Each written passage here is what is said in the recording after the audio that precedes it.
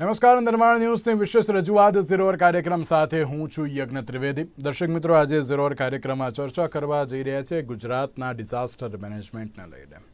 દર્શક મિત્રો, જ્યારે ગુજરાતના ડિઝાસ્ટર મેનેજમેન્ટને લઈને વાત કરતા હોઈએ ત્યારે આ ચર્ચા એટલા માટે કારણ કે ગુજરાતમાં એક બાજુ વરસાદી માહોલ જોવા મળી રહ્યો છે. વરસાદી માહોલની વચ્ચે ક્યાંક સવાલ એ પણ યથાવત જોવા મળતો હતો કે આખી પરિસ્થિતિમાં અત્યારે જે પાણી જે એમ કહેવાય ને કે દરેક જગ્યાએ જ્યાં જુઓ ત્યાં અત્યારે તો પાણીના દ્રશ્યો જોવા મળતા હોય. ઉત્તર ગુજરાત હોય કે પછી જે મધ્ય ગુજરાત હોય કે પછી જે સૌરાષ્ટ્ર કે કચ્છ પણ હોય, તમામ જગ્યાએ તરાલ તો પાણી જે જોવા મળતું હોય છે તેને લઈને પણ એક બાજુ પરિસ્થિતિ એ પણ યથાવત છે કે જ્યારે પાણી કેમ થયું, કેમ ડિઝાસ્ટર મેનેજમેન્ટ લઈને પહેલેથી તરાલ તો કોઈ તકેદારીના પગલાં લેવામાં આવ્યા ન હતા. વડોદરાનો આજે એક વિડીયો જોયો કે જેમાં આ પ્રકારની જે પરિસ્થિતિ સર્જાય તો પેલી બોટ હોય ને જે અત્યારે તો ડિઝાસ્ટર મેનેજમેન્ટમાં ઉપયોગમાં લેવાતી હોય, તે બોટ અત્યારે કોઈ એક ગોડાઉનમાં મૂકવામાં આવી હતી ને તે ધૂળ ખાતી હતી. હવે સવાલ એ થતો હોય છે કે જ્યારે ડિઝાસ્ટર મેનેજમેન્ટની આપણે વાત કરતા હોઈએ છીએ ત્યારે આ ડિઝાસ્ટર મેનેજમેન્ટ અત્યારે તો કેટલું યોગ્ય, પહેલેથી જો અત્યારે તમામ પ્રકારની વ્યવસ્થા ગોઠવી દેવામાં આવી હોય તો આ પ્રકારની પરિસ્થિતિ ના સર્જાય. નો ડાઉટ કુદરતી આ હોનાર જ છે. આ એવું નથી કે ના માનવ સર્જી છે કે ના કોઈ રાજકીય પક્ષે ઊભી કરી હોય, આ એવી કોઈ પણ હોનારત નથી.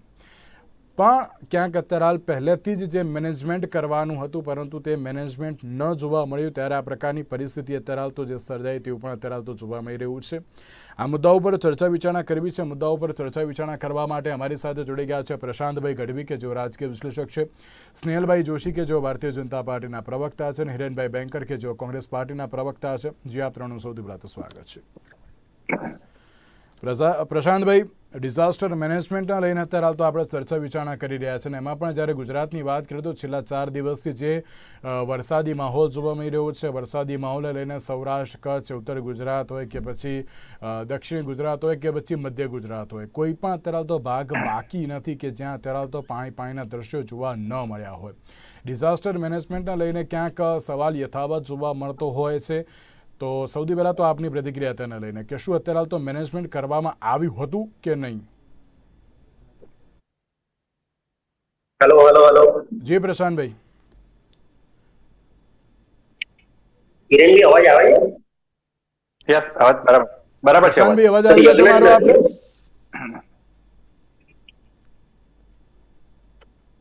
તમારો અવાજ ક્લિયર છે, બોલો. પ્રશાંતભાઈ અવાજ આવે છે મારો આપને? હિરેનભાઈ, સૌથી પહેલો સવાલ હું આપને પૂછવા માંગીશ કે અત્યારે હાલ તો પરિસ્થિતિ જોવા મળી રહી છે અને તેમાં પણ ક્યાંક ડિઝાસ્ટર મેનેજમેન્ટ લઈને સવાલ ઉપસ્થિત થઈ રહ્યો છે, શું કહેશો આપ? એટલે જે પ્રકારનું ગુજરાત પર કુદરતી પ્રકોપ આવ્યો છે એ ખરેખર ગુજરાતના સૌ નાગરિકો માટે ને જેટલા પણ ગુજરાતીઓ છે એના માટે ચિંતાનો ચોક્કસ વિષય છે. આ પક્ષાપક્ષીથી પર રહીને અત્યારે તમામ ગુજરાતીઓના મદદ કરવા માટે, સહાયતા કરવા માટે જોતરાઈ જવાનો આ સમય છે. વાત અત્યારે જે છે કે આપણે જયારે પણ આવું કઈ ફ્લડ આવતું ત્યારે એનડીઆરએફ ની ટીમને આપણે કામે લગાડીએ. અત્યારે જે પ્રકારની સિસ્ટમ ગુજરાતમાં થઈ છે એના કારણે જે તારાજી સર્જાઈ, ખાલી બરોડામાં જો વાત કરીએ તો બરોડામાં જ 5,000 કરોડથી વધારેની જાનમાલને નુકસાન થયું છે. ત્યાં ઘરમાં પાણી ઘૂસી ગયા છે, લોકોના ગાડી વ્હીકલ નુકસાન થયું છે, ઇન્ડસ્ટ્રી નુકસાન થયું છે. અને આ જે આખી વસ્તુ ઘટના જે થઈ છે બરોડામાં પર્ટિક્યુલરલી, એ બરોડામાં જે એની જે નેચરલ જે એની પ્રોસેસ જે હતી, જે પાણી જવા માટે નેચરલ જે પ્રોસેસ હતી, એમાં ક્યાંક ને ક્યાંક એન્ક્રોચમેન્ટ થવાને કારણે એ પાણી, સંપૂર્ણ પાણી એક બરોડાના સિટીઝમાં ધસી આવ્યું છે. અને આ સરકારને ખબર હોવા છતાં સરકારે કોઈ પગલા લીધા નથી. જે પ્રકારના પગલા ખરેખર સરકારે લેવા જોઈએ. અત્યારે તમે જુઓ કે ઘણી બધી જગ્યાએ ધારાસભ્યો, કોર્પોરેટરો માફી માંગવાના વિડીયો સામે આવે છે કે માફી માંગ, અમે તમને કામ કરી શક્યા નથી. પણ હવે કરવાનું શું? આટલી બધી પરિસ્થિતિ થયા પછી આપણે એને માફી માંગવીને એને વાત મૂકી દઈએ એ યોગ્ય નથી. હું ચોક્કસપણે કહું છું કે આ તબક્કે ખરેખર તંત્રની સાથે ખડે પગે રહીને અત્યારે હાલની પરિસ્થિતિ જે છે એને પહોંચી વળવા માટે અત્યારે ગુજરાતના ઘણા ગામડા, ઘણા વોર્ડ એવા છે કે જ્યાં પાણી પીવાનું પણ નથી ઉપલબ્ધ. બરોડામાં અત્યારે કાળાબજારીયા જાણે ખુલ્લો દોર મળી ગયો એ પ્રકારે 30 રૂપિયાની દૂધની થેલી અત્યારે 60 રૂપિયામાં વેચી રહી છે. ઘણી સોસાયટીઓમાં અત્યારે જ્યાં વિઝિટ કરી, આજે અમારા ડેલિગેશને બરોડામાં વિઝિટ કરી છે, ત્યાં પાણી પીવાની પણ સુવિધા તંત્ર પૂરું પાડવામાં નિષ્ફળ નીવડ્યું છે. એટલે જે ખરેખર અત્યારે નેશનલ ડિઝાસ્ટર એક્ટ અંતર્ગત આપણે એમને જે કેશ ડોલ આપવી જોઈતી હતી, અત્યારે એવી પરિસ્થિતિ છે કે જે લોકોને પાસે રોજ કામીને રોજ ખર્ચ કરનારા લોકો, મધ્યમ વર્ગ લોકો, એને આર્થિક હાલાકી તો પડી જ રહી છે, પણ કુદરતી લપડાક પણ પડી છે. એવામાં નેશનલ ડિઝાસ્ટર એક્ટ અંતર્ગત જે કેશ ડોલ આપવાની જે વ્યવસ્થા આવવી જોઈએ, એના માટે તંત્ર જરા પણ કામગીરી કરી રહ્યું નથી. બાકી જે કચ્છ હોય, જામનગર હોય, સુરત હોય, બરોડા, સરકારના પ્રવક્તા ઋષિકેશ પટેલ દ્વારા એમ કહેવામાં આવ્યું હતું કે એકવાર પાણી ઓસરી જશે ને ત્યારબાદ અમે તમામ પ્રકારની વ્યવસ્થા ઊભી કરી દઈશું. તેમણે એમ પણ કહ્યું હતું. યજ્ઞભાઈ, આપણે તંત્ર નિષ્ફળ નીવડોના તમામ દાખલાઓ જોયા છે. આરોગ્ય તંત્ર હોય તો કોરોનામાં સંપૂર્ણ ધ્વસ્ત થઈ ગયું હોય એનો દાખલો આપણે જોયો. શિક્ષણ તંત્ર તો ધ્વસ્ત થાય એની આપણે જોયું છે કે ડમી સ્કૂલો હોય, ડમી વિદ્યાર્થીઓ હોય, તંત્ર 18મા નંબરે લાઈને મૂકી દીધું. એટલે આ બધું જોયું છે. હવે વારો છે કે જે ખરેખર જયારે કોઈ કુદરતી આપદા આવે, એ ભૂકંપ હોય કે પછી કોઈ આગ જાની લગી હોય કે આ પૂરની સ્થિતિ હોય, આમાં પણ તંત્ર સંપૂર્ણ નિષ્ફળ છે એ આપણને તાજા દ્રશ્યો દેખાડે છે. થોડો વરસાદ પડે અને અમદાવાદ સંપૂર્ણ તરબટો થઈ જાય, તમામ જગ્યાએ પાણી જેટલા પણ આપણા અંડરપાસ છે એને બંધ કરી દેવા પડે. આ આજકાલનો દાખલો નથી, આ આપણે વર્ષોથી જોતા આવ્યા છીએ. એ પછી પણ તંત્ર સુધારવા નામ નથી લેતું. અત્યારે જે પરિસ્થિતિ છે ખરેખર કુદરતી આપદા તો છે જ, હું એમાં ના નથી પાડતો, પણ વસ્તુ એ છે કે આ તબક્કે પણ સરકારે સમજવું જોઈએ કે અત્યારે હાલાકી તો જે કુદરતી આપદાના કારણે પડી જ છે, પણ એના કારણે જે આર્થિક તકલીફો એ લોકોને પડી રહી છે, એમાં પણ જે સરકારની મેન્યુઅલ્સ જે કહે છે કે નેશનલ ડિઝાસ્ટર એક્ટ અંતર્ગત એમને કેશ ડોલ આપવી જોઈએ, એમાં પણ સરકાર પાછી પાની કરી રહી છે. અત્યારે આપણે ખેડૂતોની વાત તો નથી જ કરી રહ્યા, ખેતરો જતા રહ્યા, ઉભો પાક જતો રહ્યો, એટલે ખેડૂતની હાલાકી તો ખરાબ જ છે. પણ આ પરિસ્થિતિમાં અત્યારે શહેરીમાં જે ગરીબ મધ્યમ વર્ગ રહી રહ્યો છે એને પણ તકલીફ છે. હું આપના માધ્યમથી કોંગ્રેસ પક્ષે જાહેર કરેલો કંટ્રોલ નંબર પણ હું આજે આપના માધ્યમથી લોકોને કહેવા માંગીશ, 9773487305, 9773487305. આ કંટ્રોલ નંબર એ વહીવટી તંત્ર સાથે સંલગ્ન થઈને લોકોને પડતી હાલાકીમાંથી ઉગારવા માટે કેમ કરીને કોંગ્રેસ પક્ષ એક સકારાત્મક ભૂમિકા ભજવે એના માટે તમામ તબક્કે NSUI, યુથ કોંગ્રેસ, મહિલા કોંગ્રેસ અને તમામ અમારા સેવાદળના લોકો આ કામગીરીમાં લાગેલા છે. ફૂલ નહીં તો ફૂલની પાખડી સમાન પણ અત્યારે તંત્રની સાથે ખભેથી ખભો મિલાવીને એમને ફૂડ પેકેટ આપવા, પાણી પહોંચાડવું, ક્યાં પાણીમાં ફસાઈ ગયા છે એ લોકોને ઉગારવા, આ તમામ કામગીરી લાગેલી છે. હું સરકારને વિનંતી કરીશ કે આ પ્રકારની કામગીરીની સાથે સાથે આર્થિક સહાય ચૂકવવાની કામગીરી તાત્કાલિક ધોરણે કરવામાં આવે. બિલકુલ. સ્નેહલભાઈ, અત્યારની પરિસ્થિતિની વાત કરવામાં આવે તો ચલો તંત્રને લઈને તો પ્રશ્નો ઉપસ્થિત થઈ જ રહ્યો છે, કારણ કે આપણે મેગા સિટીની વાત કરતા હોય અને મેગા સિટીમાં જ્યારે આ પ્રકારની પરિસ્થિતિ જોવા મળે તો ચોક્કસથી અત્યારે તંત્ર ઉપર જ સવાલ થાય, કારણ કે જો મેનેજમેન્ટ કરવામાં આવી હોત તો આ પ્રકારની પરિસ્થિતિ ના હોત. નો ડાઉટ કે કુદરતી આપદા છે, અત્યારે તો આટલો બધો વરસાદ વરસ્યો એટલા માટે અત્યારે પાણી ક્યાંથી જાય તે પણ એક સવાલ જોવા મળતો હોય છે, પણ ક્યાંક તંત્રની અત્યારે તો ભૂલ હોય તેવું પણ અત્યારે તો ફલિત થઈ રહ્યું છે. યજ્ઞભાઈ, જ્યારથી ગુજરાતની અંદર આદરણીય નરેન્દ્ર મોદીજી મુખ્યમંત્રી હતા અને ભૂકંપ પછી તરત જ ત્યારે ડિઝાસ્ટર્સની અંદર ડિઝાસ્ટર મેનેજમેન્ટના ક્ષેત્રમાં જે કામગીરી કરવામાં આવી અભૂતપૂર્વ છે. આપણે આ જે આપદા આવી છે એની વાત કરીએ, આપણે સૌ ઈચ્છીએ કે આપણે જે ભાઈ બહેનો આમાં પીડિત છે, આપદાથી જે લોકોને તકલીફ પડી છે, તે જલ્દીથી જલ્દી સામાન્ય એમનું જનજીવન થઈ જાય. સાથે સાથે મારે એ પણ કહેવું છે કે આપણા ગુજરાતના આદરણીય મુખ્યમંત્રી શ્રી ભૂપેન્દ્રભાઈ પટેલે આ જે આપદા આવવાની હતી ત્યારની આગાહી જ્યારે પણ હતી કે અહીંયા અતિ ભારે વરસાદની આગાહી છે ગુજરાતના જે ઘણા બધા ડિસ્ટ્રિક્ટમાં, તો ત્યારે જ એમને કલેક્ટરશ્રીઓની સાથે તંત્રની સાથે મીટિંગ કરી અને જે પણ નદી હોય, નદીના પટ હોય અને આજુબાજુ રહેતા લોકોને કેવી રીતે ઇવેક્યુએટ કરવા, કેવી રીતે સેફલી એ લોકોને સ્થળાંતરિત કરવા, એની પર ફોકસ કરી અને ખૂબ જ ઝડપથી આ જે કામગીરી થાય એનું ધ્યાન આપ્યું છે. સાથે સાથે તાલુકા વાઇઝ, ડિસ્ટ્રિક્ટ વાઇઝ અને જે પણ સેન્ટર્સ છે તેની અંદર પૂરતી જે પ્રબંધનની વસ્તુઓ છે, સામગ્રી છે, તે ત્યાં અવેલેબલ છે કે નહીં એની પણ કલેક્ટરશ્રીઓને તાકીદ કરવામાં આવી હતી અને જો ના હોય તો ત્વરિત જ તેની પૂર્તિ કરવાની પણ તાકીદ કરવામાં આવી હતી. સાથે આપણે જો જોઈએ તો ભારતીય જનતા પાર્ટીના આદરણીય પ્રદેશ અધ્યક્ષશ્રીના નેતૃત્વ હેઠળ ભારતીય જનતા પાર્ટીએ પણ હેલ્પલાઇન નંબર જે છે તે જાહેર કર્યા છે 07923276943 અને 07923276944. આ નંબર જે છે તેના પરથી લોકોને ઘણા બધા જયારે પણ કઈ તકલીફ હોય તો એ લોકો પણ સંપર્ક કરી શકે છે. એટલે ભારતીય જનતા પાર્ટીના ચૂંટાયેલા પ્રતિનિધિ, ભારતીય જનતા પાર્ટીના કાર્યકર્તાઓ અને અમારા આદરણીય પ્રદેશ અધ્યક્ષથી લઈ અને મુખ્યમંત્રી શ્રી સુધી બધા જ આ આપદાની અંદર લોકોની સાથે, ગુજરાતના લોકોની સાથે એમની તકલીફમાં અત્યારે ઉભા રહ્યા છે અને જે પણ પૂરતી જે કામગીરી કરવાની હોય તે પૂરેપૂરી નિષ્ઠાથી ભારતીય જનતા પાર્ટી અને ભારતીય જનતા પાર્ટીની સરકાર કરી રહી છે. યજ્ઞભાઈ, એક સારી વાત એ છે કે લગભગ 23,000 જેટલા લોકોને સ્થળાંતરિત કરવામાં આવ્યા છે, જેની અંદર લગભગ બરોડાની અંદર જ મંગળવારે જ 8,000 જેવા લોકોને સ્થળાંતરિત કરવામાં આવ્યા હતા અને પંચમહાલની અંદર 4,000 જેવા લોકોને સ્થળાંતરિત કરવામાં આવ્યા હતા.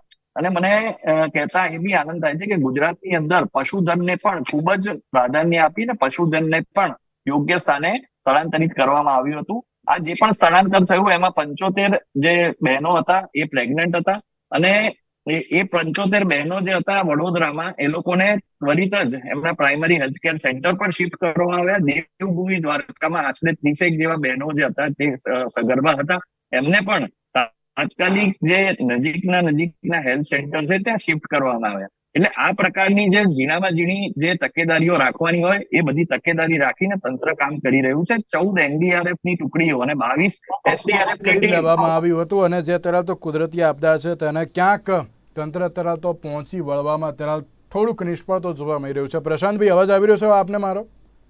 બિલકુલ, મારો અવાજ આવે છે? જી, પરફેક્ટ. પ્રશાંતભાઈ, જ્યારે ડિઝાસ્ટર મેનેજમેન્ટને લઈને અત્યારે આપણે વાત કરી રહ્યા છીએ કે જ્યારે કોઈ પણ કુદરતી આપદા હોય તેને પહોંચી વળવા માટે સરકાર પહેલેથી જ અત્યારે તો એલર્ટ મોડમાં જોવા મળતી હોય છે. જે રીતે સ્નેહલભાઈએ કહ્યું વાત સાચી છે કે ના, જ્યારે વરસાદની ક્યાંક આપદા આવવાની હતી, રાજ્ય સરકારને ખબર હતી, કંટ્રોલ રૂમમાં ક્યાંક મિટિંગ પણ ગોઠવી દેવામાં આવી હતી, પરંતુ હજુ પણ ક્યાંક મેનેજમેન્ટને લઈને સવાલ ઉપસ્થિત થઈ રહ્યો છે. શું કહેશો આપ તેના લઈને? કુદરતી આફત જ્યારે પણ આવવાની હોય એ પહેલા આપણી પાસે એક ટેકનિકલી આપણને જાણ હોય કે આટલી દૂર છે, જેમ વાવાઝોડું આવવાનું હોય તો આટલા કિલોમીટર આટલી સ્પીડથી આગળ આવી રહ્યું છે. એ જ રીતે આટલો વરસાદ આવવાનો છે.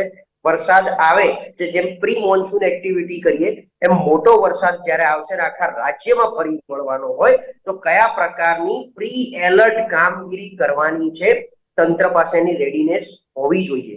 રેસ્ક્યુ કરવું, બચાવી લેવા, એકવાર આફત આયા પછી એમાંથી બહાર નીકળવા માટેના પ્રયત્નો કરવા, જેમ લોકોને બધું પહોંચાડવું, ફૂડ હોય, રાશન હોય, એક આખી અલગ વસ્તુ છે. પણ આટલી મોટી આફત આવી પડે કે 21 ઇંચ 28 ઇંચ વરસાદનું પાણી એક દિવસમાં ભરાઈ જાય તો પાણીનો નિકાલ, એ ભલે હું કહું છું પાણી 2-4 કલાક ભરાઈ રહે, 6 કલાક, પણ પાણીનો નિકાલ ક્યાં કરીશું?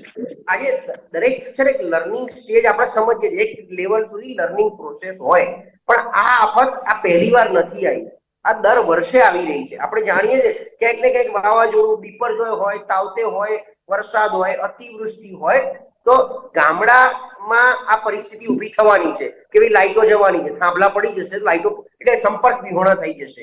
એ જ રીતે હાઈવે ઉપર પાણી ભરાઈ જવા, તો એના નિકાલની એક ચોક્કસ પ્રક્રિયા હોય અને પ્રક્રિયા બહુ પહેલા થઈ જવી જોઈએ કે આપણે એલર્ટ રહેવું પડશે. જેમ આપણને ખબર હોય કે ભાઈ આપણા ઘર ઉપર કોઈ આફત આવવાની છે, એ પછી જો અમુક રોગ આવીને માથે પડે તો આપણે એની સારવારમાં લાગી જતા હોઈએ, પણ એ સિવાયની અમુક કે ભાઈ 1લી તારીખે હપ્તો આવવાનો છે તો એ હપ્તાના પૈસા મારા ખાતામાં હોવા જોઈએ, એની આપણે પહેલેથી તૈયારી કરવા માંડીએ. એ પૂર્વ તૈયારીમાં ક્યાંક ને ક્યાંક મને લાગે છે નાની મોટી કચાશ અને ત્રુટી, કારણ કે 28 જણ, આ સત્તાવાર આંકડો એવો છે કે 28 જણા મૃત્યુ પામ્યા છે આ વરસાદના હિસાબે, આ પાણી ભરાવાના હિસાબે. આંકડો મોટો હોઈ શકે છે, પ્લસ આટલા બધા ગામડા સંપર્ક વિહોણા થઈ જાય તો આપણે પૂર્વ અનુભવના આધારે ક્યાંક એ લોકોનું સ્થળાંતર રાતોરાત નથી થતું, અને ઘણા એવા પણ હોય છે જે માનતા નથી. આપણે કઈ ઉભા રહો, માનો તંત્ર જઈને ઉભું રહે કે ભાઈ આવશે ને તમારે અહીંથી ખસવાનું છે, તો અમુક લોકો ભાઈ આવશે ત્યારે દેખા જાયગા, કશું છે નહીં, કઈ દેખાતું નથી, અને સડનલી એક જ રાતમાં વરસાદ પડે. એ પરિસ્થિતિ આખી અલગ છે, એવાને કોઈ પહોંચી વળવાનું નથી. પણ આજે જે પરિસ્થિતિ ઊભી થઈ એને શું આપણે રોકી શકતા હતા? એ પરિસ્થિતિ આવવાની તો હતી કારણ કે કુદરતનો વરસાદ હતો, પણ પરિસ્થિતિ આયા પછી આ ગંભીર ન બને, બધી બદતર હાલત ના થાય. આજે રોડ રસ્તા બારે માસ તૂટે, હવે એમાં કોનો વાંક? એમાં કુદરતનો વાંક નથી સાહેબ, એ તો તમે માનવ શરીર ઊભું કર્યું છે. આપણે રોડ રસ્તા, અંગ્રેજોના બનાવેલા બ્રિજ હજી અડીખમ ઉભા છે.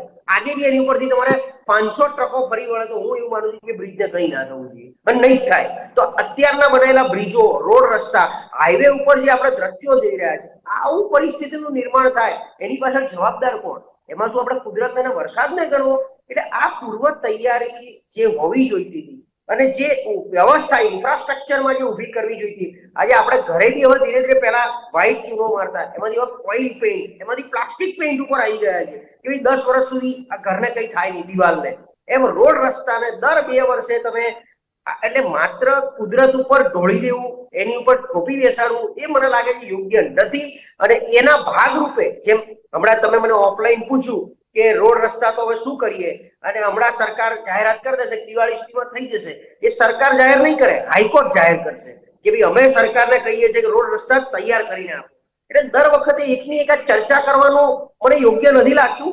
આ 35 વર્ષનો અનુભવ તમારો થઈ ગયો છે. 1995 થી સત્તામાં છો, વિપક્ષો ક્યાંય નથી એ સમજીએ છે. વિપક્ષ નથી એટલે તમે સત્તામાં છો 35 વર્ષથી, કારણ કે જનતાને પણ એવું લાગ્યું કે વિપક્ષ ક્યાંય કશું છે નહીં, એવું હશે. પણ આજે રોડ ઉપર, અને બીજું આની પાછળ તંત્ર એટલે કોણ? તો વિભાગ. આ વરસાદ કે કુદરતી આફતથી જે આવવાની હોય, સ્ટેટ ડિઝાસ્ટર મેનેજમેન્ટ ક્યાં છે? એટલે મને ખ્યાલ છે જીએસડીએમ એમાં કરોડો રૂપિયાની ખરીદી કરી અને એવા ઇક્વિપમેન્ટ વસાયેલા છે, જે ઇક્વિપમેન્ટ દશેરાના દિવસે ત્યાં ઘોડું દોડતું નથી. આજે ઓછા ઓછા આ બધા ગામડાઓ જે સંપર્ક, શરૂઆતમાં મેં એ જ કહ્યું ને કે વડોદરામાં જ્યારે પણ આ પ્રકારની પરિસ્થિતિ સર્જાતી હોય ત્યારે ડિઝાસ્ટર મેનેજમેન્ટમાં જે બોટનો ઉપયોગ કરવામાં આવતો હોય છે, તે બોટ અત્યારે એક ગોડાઉનમાં ધૂળ ખાતી જોવા મળી હતી. ના તેનો ઉપયોગ કરવામાં આવ્યો કે ના, ચલો નો ડાઉટ કે અત્યારે ઇક્વિપમેન્ટ્સ વસાવી તો લેવામાં આવ્યા છે, પણ જ્યારે જરૂર હોય ત્યારે તેનો ઉપયોગ ન કરવામાં આવે તો પછી તેનું શું? તે પણ એક સવાલ હોય છે ને પ્રશાંતભાઈ. બિલકુલ. એટલે દશેરાના દિવસે આ ઘોડું ના દોડે તો આની પાછળ જવાબદાર કોને ગણવાના આપણે? અને આપણે ખાલી કહીને ઉભા રહી છીએ એ નહીં ચાલે. આના સિવાય અનેક ગણું, એટલે આની વાત છે. બીજું મેં પર્સનલી જોયું છે કે સરકારમાં ક્યાંક આ વસ્તુની પ્રાયોરિટી નથી. આ ક્લાઇમેટ ચેન્જ વિભાગમાં આવે છે. ક્લાઇમેટ ચેન્જ કેટલું સતર્ક છે. હવામાન ખાતાની આગાહી, આપણે માત્ર એક વ્યક્તિ અંબાલાલની આગાહી આવી છે એટલે આપણે આખું રાજ્ય અંબાલાલ અને એવા હવામાન નિષ્ણાત ઉપર નિર્ભર થઈ ગયા છે. એની સામે તંત્ર પાસે પ્રોએક્ટિવ સાયન્ટિફિકલી કોઈ પ્રોસેસ નથી કે કહી શકે કે ભાઈ આવનારા 5 દિવસમાં ભારેથી અતિ ભારે વરસાદમાં આટલો, ખાલી પેલી જાહેર કરી દેવી એની ચેકલિસ્ટ અને એને પેલા પ્રિકોશન્સ જાહેર કરી દેવા. તંત્રએ ત્યાં જાહેરમાં એટલે રોડ ઉપર શું તૈયારી બતાવી? આજે ખબર હતી કે ભાઈ પાણી ભરાશે, લાઈટો જશે, એનું બેકઅપ શું હતું? હું એવું નથી દરેક ગામડે ગામડે જનરેટર પહોંચે, પણ ઇમરજન્સી હવે તો સોલર પેનલો આવી છે બધી જગ્યાએ. થાંભલા પડ્યા છે તો ઇલેક્ટ્રિસિટીના પડ્યા છે, પણ સોલર દરેક ગામડામાં સરકારે ઉભા કર્યા કે નથી કર્યા? એ પાણીનું નિરાકરણ તળાવ સિવાય કેવી રીતે ઉભું કર્યું છે? તમને ખબર હતી કે ભાઈ ગામડા સંપર્ક વિહોણા થશે તો ભોજન વિહોણા પણ થશે. આજે દૂધની વાત કરી તો અમૂલના દૂધ ડબલ ભાવે વેચાવા માંડ્યા છે. આની પાછળ તો સરકારે એક વૈકલ્પિક વ્યવસ્થા કે ભાઈ દૂધ, પશુધનને ડાયરેક્ટ દૂધ ડેરીમાં નહીં મંગાવી એ દિવસે ગામડાઓમાં કેવી રીતે લઈ શકાય? ભોજનના ફૂડ પેકેટની વ્યવસ્થા. દર વખતે આપણે એનજીઓ, મને મયંક નાયકનું કહ્યું, એમણે મહેસાણા આખી ટ્રેન ઉભી રાખી, 1200 જણને મયંકભાઈએ ફૂડ પેકેટ પહોંચાડ્યા. સેલ્યુટ કરું છું મયંકભાઈને. પણ આ જ વસ્તુ સરકારી તંત્રમાંથી આવું છે, કારણ કે તંત્રનો ભાગ છે પેલો. જી, ત્યારે સવાલ એ જ જોવા મળતો હોય છે સ્નેહલભાઈ, આપણે ક્યાંક પહેલેથી જ ખબર છે કે અહીંયા આ પ્રકારની પરિસ્થિતિ સર્જાવાની છે, અહીંયા ક્યાંક અત્યારે તો આ પ્રકારની પરિસ્થિતિ દર વર્ષે જોવા મળતી હોય છે, તો ત્યારે રાજ્ય સરકાર દ્વારા પૂરેપૂરી તકેદારીના પગલાં રાખવા પહેલેથી જ ક્યાંક જરૂરી હતા ને? તમને ખબર છે કે ના, વડોદરામાં આ પ્રકારની પરિસ્થિતિ પહેલાં પણ સર્જાઈ ગઈ છે, અમદાવાદમાં પણ આ પ્રકારની પરિસ્થિતિ જોવા મળતી હોય છે. હમણાં જ છોટાઉદેપુરની એક જે ઘટના જોઈ કે જેમાં 2 દિવસથી સતત વરસાદ પડતો હતો, અત્યારે હાલ તડકો પણ નીકળી ગયો છે, પણ ત્યાં વરસાદી પાણી અત્યારે હાલ તો નીકળવાની કે કોઈ પણ અત્યારે વ્યવસ્થા નથી જોવામાં આવતી, ને તેના કારણે ક્યાંક ગામના લોકો અત્યારે હાલ પણ હાલાકી ભોગવી રહ્યા છે. એટલે સરકાર અત્યારે મેનેજમેન્ટ કરે છે એમાં કોઈ વાંધો નથી, પણ મેનેજમેન્ટ એવું કરવામાં આવે કે ના, દર વર્ષે આ જ પરિસ્થિતિ રિપીટ ના થવી જોઈએ. યજ્ઞભાઈ, આપે જેમ કહ્યું તે ખૂબ જ મહત્વનું છે, અને સરકારનો જે રોલ છે, જેમ મેં કહ્યું કે આદરણીય મુખ્યમંત્રી શ્રીએ આ જયારે આપદા આવવાની હતી ને, મેટ્રોલોજીકલ ડિપાર્ટમેન્ટ પ્રશાંતભાઈને પણ કહેવું છે કે એ લોકો ખૂબ જ સતર્કતાથી બધું નિરીક્ષણ કરે છે ને એ લોકોના બુલેટિન ને રોજે રોજ ક્યાં કેટલો વરસાદ પડ્યો ત્યાં સુધી બધી જે માહિતી છે તે લોકોને પૂરી પાડતા જ હોય છે. પણ સાથે સાથે જયારે આવી આપદા આવે યજ્ઞભાઈ, ત્યારે સૌથી મોટી મુશ્કેલી એ હોય છે કોઈ પણ સરકાર હોય કે જયારે આ એક સ્ટ્રેચ હોય છે કે અઠવાડિયા 10 દિવસ જયારે વરસાદ પડે છે, તો આની વચ્ચે આ વરસતા વરસાદની વચ્ચે રેસ્ક્યુ થી લઈ અને સ્થળાંતર થી લઈને બીજા અનેક કામો કરવા પડે છે. ગુજરાતની અંદર આપણે જોયું કે ઘણા બધા લોકોને હેલિકોપ્ટરના માધ્યમથી પણ રેસ્ક્યુ કરવામાં આવે, ઘણા બધાને બોટ થી લઈને દરેક મિલિટરી પેરામિલિટરી ફોર્સિસ પણ અત્યારે લાગી ગયા છે. અને મને લાગે છે કે આ કામગીરી અહીંયા જ નથી પતતી, આના પછી આની પહેલા પણ જેમ રિસ્ક એસેસમેન્ટ કરી અને લોકોને જે રીતે એમના થયેલા નુકસાનની ભરપાઈ કરવામાં આવતી હતી ને યજ્ઞભાઈ, મને ગર્વ છે કહેતા કે ભારતીય જનતા પાર્ટીની સરકાર એવી સરકાર છે કે જેને માછીમારોને પણ એની નેટ અને બોટની અંદર જયારે એ લોકો તણાઈ ગઈ હતી તો તેનું પણ જે છે એના પૈસા એ લોકોને એક આપ્યા હતા, એના નુકસાન જે થયું હતું તેની ભરપાઈ જે છે તે ગુજરાત સરકારે જ કરી હતી. અને આ અહીંયા નથી પતતું,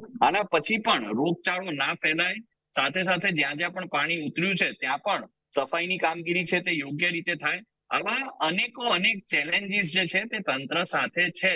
જો વિપક્ષના નેતા હોય અને બીજા સોશિયલ વર્કર્સ હોય ને બધા સાથે મળીને આપણે કામ કરતા હોય તો ગુજરાત માટે એ પણ થતો હોય છે ને. તમે જે રીતે કહ્યું કે ના અમે માછીમારોને તમામ પ્રકારની જે સહાય આપી હતી, બરાબર, તો દર વખતે ખેડૂતોમાં પણ આ જ પ્રશ્ન જોવા મળતો હોય છે. પ્રશાંતભાઈ મારી વાતને એગ્રી કરશે કે ખેડૂતોને દર વખતે સહાયની બાબત પર કહેવામાં આવતું હોય છે, પરંતુ ક્યાંક અત્યારે તો યોગ્ય નથી જોવા મળતી, તો પછી હવે તેનું પણ શું? આની અંદર હું આપને કહું યજ્ઞભાઈ કે ખેડૂત ભાઈઓની જ્યાં સુધી વાત છે તો આની પહેલા પણ જયારે પણ નુકસાન થયું છે ત્યારે એક સુનિયોજિત રીતે સર્વે કરી અને તંત્રની સાથે રહીને એ લોકોને જલ્દીથી જલ્દી એ લોકોના જે નુકસાન છે તેની ભરપાઈ કેવી રીતે થાય, વત્તા જે બી સબસિડાઇઝ રેટે એમને જે વસ્તુઓ મળવાની છે એ પણ મળે. એટલે અનેક પાસા જે છે તે ગુજરાત સરકાર આ રીતે ધ્યાન રાખી રહી છે ને આગામી સમયમાં રાખતી પણ રહેશે.